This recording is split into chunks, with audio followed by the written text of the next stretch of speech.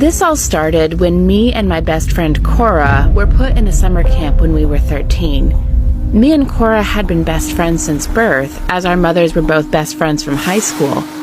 Whilst me and Cora had been attending that summer camp, we had both become really good friends with two boys who were in our cabin at that time. They were twins, and their names were Nathan and Joshua.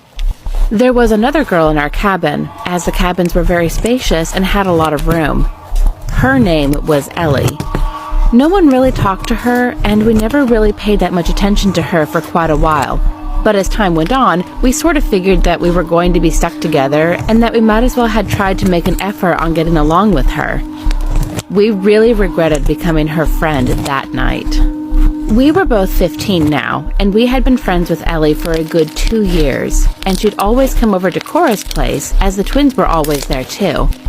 By the time summer camp was over, we started a little group that had me, Cora, the twins, and Ellie in it. We all started to notice that Ellie would always try to be extra friendly with Nathan, and this really annoyed Cora, as she also liked Nathan. I never really paid much attention to this, however, as I thought Ellie was just trying to be a nice friend to the twins. Over time, Ellie had formed an obsession over Nathan, and we all tried to avoid her. We had all started attending the same college and had graduated together, but we lost contact with Ellie as she was accepted into a different college. Fast forward 2 years after we had graduated and we had all moved in together. Me and Joshua had become a couple, and so did Cora and Nathan.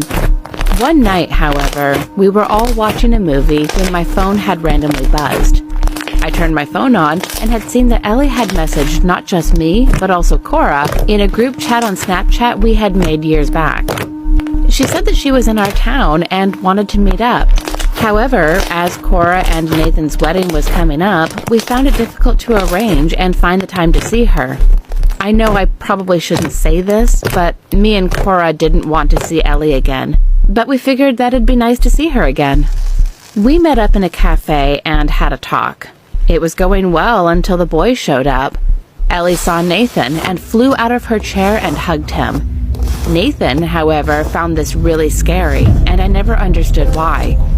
We decided to leave early as it had gotten dark by the time we were leaving, and Ellie had told us that her boyfriend had kicked her out. So, as I felt bad, I let her stay the night at ours in the guest bedroom. Cora and the boys visually hated this idea. We woke up that morning to a very heavy breakfast prepared for us in the kitchen. Ellie had told us that her boyfriend had wanted her back, and as a sign of gratitude, she made breakfast for us. She said she had to leave for work, and she left. There was a weird stench flowing through the house ever since Ellie had arrived, and it got worse whenever I passed her room. We decided to check it out, and found the most horrifying things in the closet connected to the guest bedroom. Bloody knives were laid out on the desk in the room, and on the walls were photos of us with X's marked on mine and Cora's faces. Ellie had been stalking us. We called the police, and Ellie had been arrested for raping men in their hotel rooms and for attempted murder. I had been messaged before by a girl we used to know from camp. Her name was Jenny, and she claimed that Ellie used to be in Jenny's cabin with her older brother. Ellie had tried to not only kiss, but sleep with Jenny's older brother, which then caused her to be moved to our cabin. We had had someone break in a while before we met Ellie again, which we then found out was all her doing.